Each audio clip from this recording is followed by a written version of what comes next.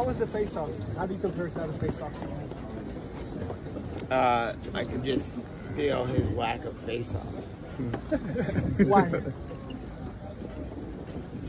you see him?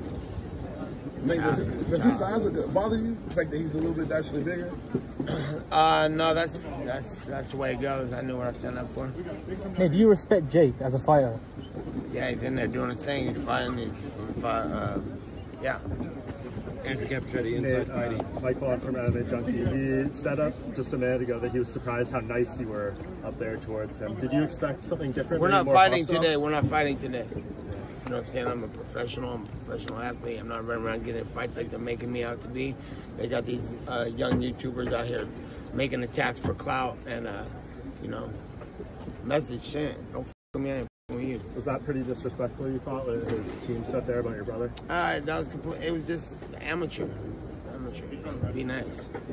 You've been waiting so long to get outside the UFC and do your own thing here. What's kind of been like? This is your first experience outside. Well, I miss the. There's a lot. I got a lot of experience in the UFC, and I miss. People know exactly how to do things. That's why I was talking about the no fans in the arena, because it's not like normal press conferences. It's kind of a little more. I didn't like it as much. I was like, where's all the people who are yelling? And I like normal people around too, and not just straight media, because it makes it feel more real. And so that's one thing about the UFC is they got it going on as far as everything, the whole package. You know. Does that amp you up when the crowd to feed off of? Yeah, not even the amp me up, but then you just think differently. Like it's kind of more you feel normal environment type of. Hey Nate, LTB here, the Spit Bucket Podcast. With you doing this for so long, do this get boring to you doing media? You know, with you being one of the biggest fighting stars on the planet? Does this get boring to me? Yeah. No, that's cool. I like it. Nate, Inside Fighting. There's some back and forth tweets about steroids. You want there to be drug testing? Yeah, but I don't care either way. Everybody I've been fighting my whole career has been on steroids. They know how to pass the testing. There will be testing in this fight. There will be testing. We're going to be testing. Stay off of steroids. Jake better watch out. Testing. There's a lot of weed in mine. There is. Was it hard to get Jake to agree to VADA testing? No. No, he was down with it. Maybe Zach, you can chip in. There's no tolerance policy for marijuana here in Texas. How are you planning on handling that, Nate? It's be determined based on our deal with VADA. Wait, what happened? They have a no tolerance policy for marijuana here in Texas with the commissions. We're talking with the commissions in VADA about how that's going to work. Is that breaking news to you, Nate? Well, let's go to California. We got the cops behind us. Is it cool if Nate blazes a blunt in Dallas, or? What do you say? Dallas PD said you're good to go. Shout out to Dallas PD. We can't dap you on that. Nate, is it easier training just for boxing, just one discipline, rather than wrestling, jiu-jitsu, all of that? For preparation, is for sure like way less wear and tear, and a lot of more. I could be disciplined to the one hour and spend a lot more time on it, and I think it's healthier for sure.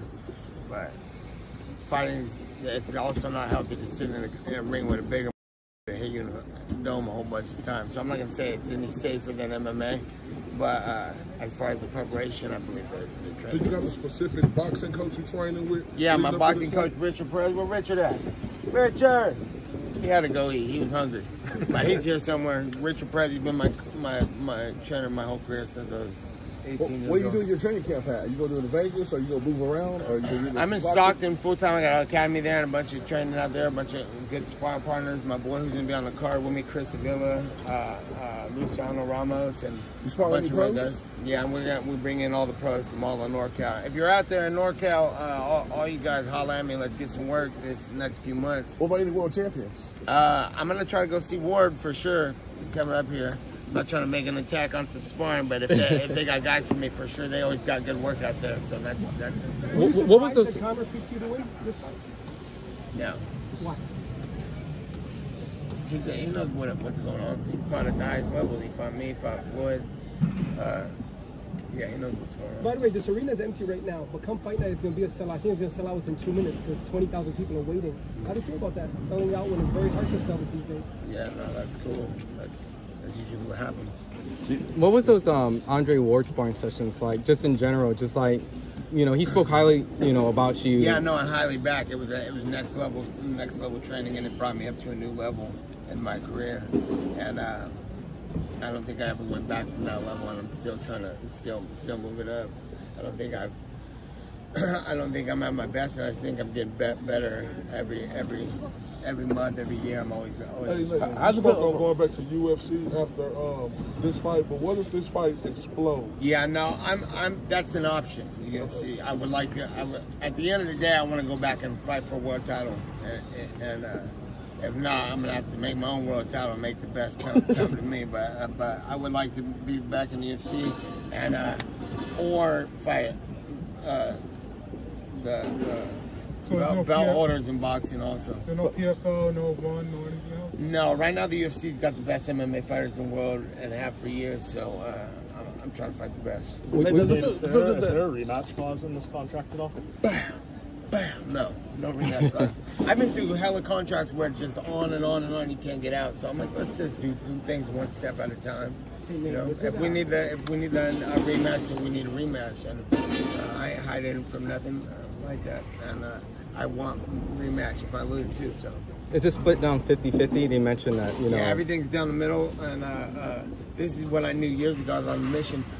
When did I fight Ben Henderson? How old was I?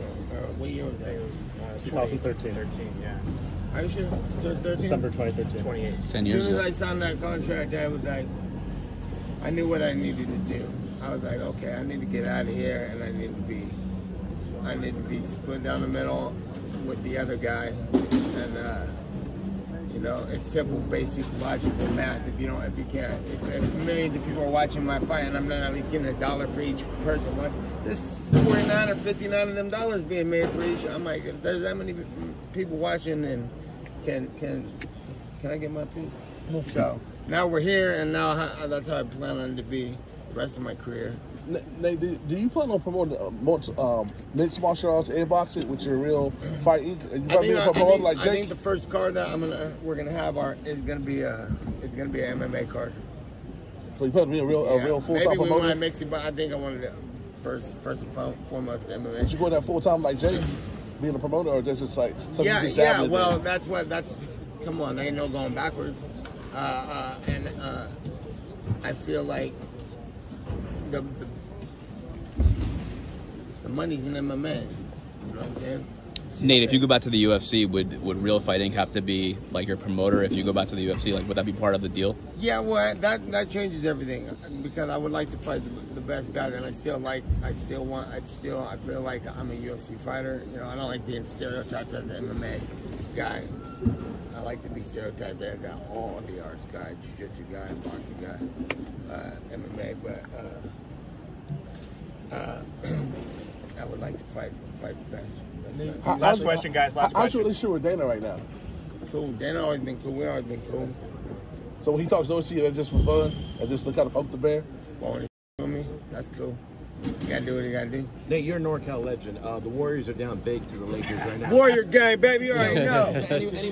Any motivational words for Steph Curry? Thank you. Shout out to the team. Go Warriors. Hey, thanks, guys. Good to see you guys. Thank you for watching ESPN on YouTube. For live streaming sports and premium content, subscribe to ESPN+.